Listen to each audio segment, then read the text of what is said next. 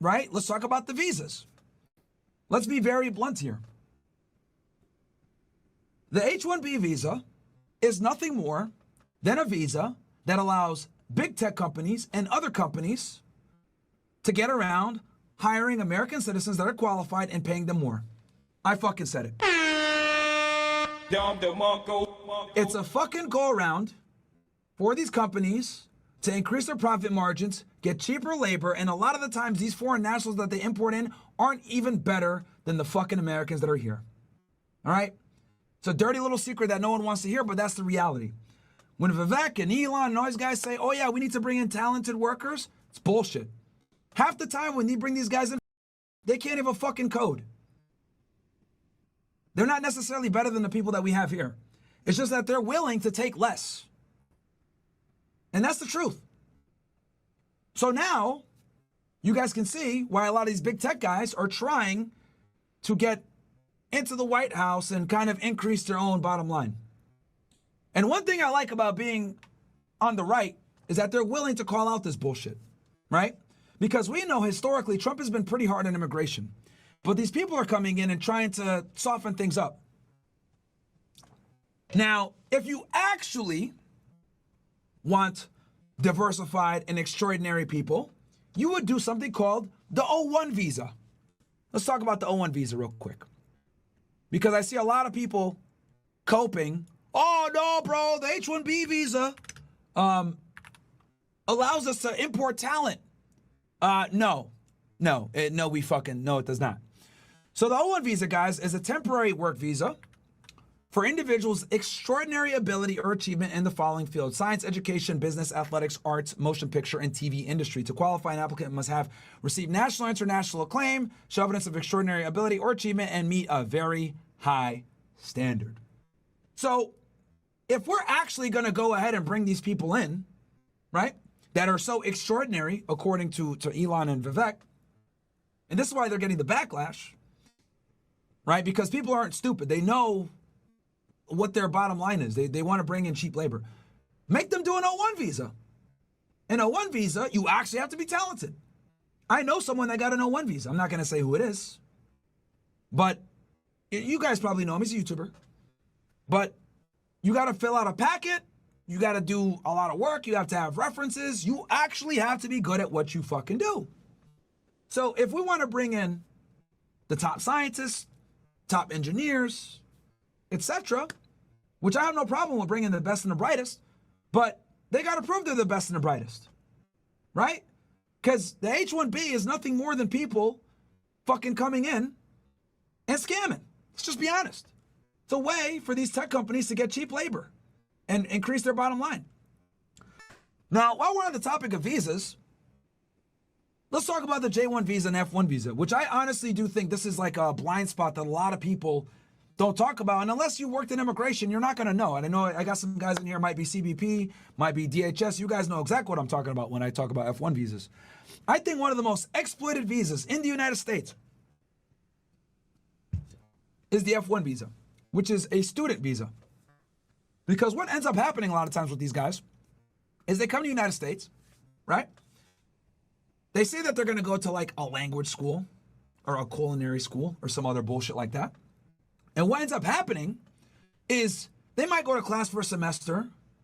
They might go for a day. They might not even show up. But you know what they do? They use that visa, come into the United States, go out into the fucking wind. Them niggas turn into Goku. Right? And you don't find them again. And a lot of the times, like I said before, if they're not a criminal alien or they don't get encountered again by law enforcement, they're gone on the fucking wind. Gone. And a lot of people do that, guys. A lot of these people, you guys all got to understand this too, because people always look at the border as the main problem. I'm telling you guys, it's not just the border. We got people coming in legally and they overstay their visas. It's a huge fucking problem. Huge problem when they come in and overstay their visas. Obviously, it doesn't hit the mainstream news because DHS ain't going to really talk about that. Yeah, we had like, 20,000 overstays, right? It looks bad, right? And the F1 visa is by far one of the easiest ways to bypass the system because these shitty universities that no one wants to go to, that absolutely suck, go ahead and hand these things out like candy. Why? Because they pay. They pay. I've seen schools get taken down for running corrupt F1 visa programs. Let's talk about another loophole in the immigration system, right? Let's talk about marriage fraud. This is another crime that no one ever fucking talks about. Extremely common. Hell, it's so common, you guys have seen it on the fucking show. How many times have you guys watched Fresh and Fit, and we got some chick, and we're like, okay, what's your status? Oh, I'm married. Okay, you're married. All right.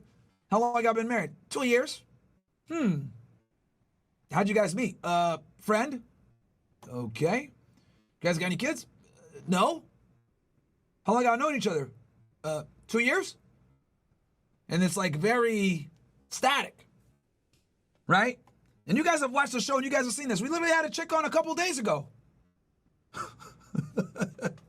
She got mad as hell. Because obviously you guys know it's a dating podcast. We ask questions about, oh yeah, you're married, tell us about how'd you guys meet, blah, blah, blah. She didn't want to answer any of those fucking questions. And where was she from? Dominican Republic. How long was she married? Roughly 2 years. I was like, interesting. And we're in Miami? Extremely fucking common. Extremely common. Where foreign nationals from South America will marry someone here. The going rate is somewhere between $10,000 to $20,000. Right? And they just basically pay them, fake a marriage. They prepare for the CIS interview. They lie. They fake the wedding pictures. They fake the bank accounts, all this shit. And then applies for his green card, gets the green card, or she applies for her green card. Done. It's a big fucking business, guys. Immigration lawyers are often involved. There's people that do the marriages. There's people that help them do the paperwork. There's an entire process with this shit, okay, when it comes to marriage fraud. So we talked about the H-1B visas. We talked about the F-1 visas. The J visas you could put as the same kind of like as F-1 visas. They're exchange student visas, right?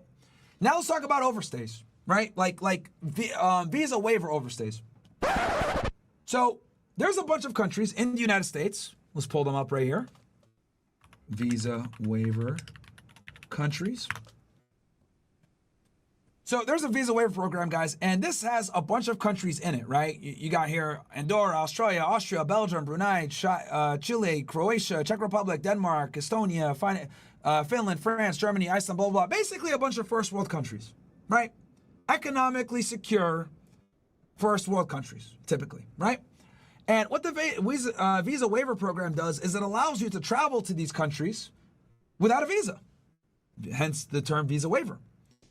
But what ends up happening a lot of the times, right, is these people come here, right, and they just overstay. They come in and they just don't fucking leave, right? Canadians, often. French, often.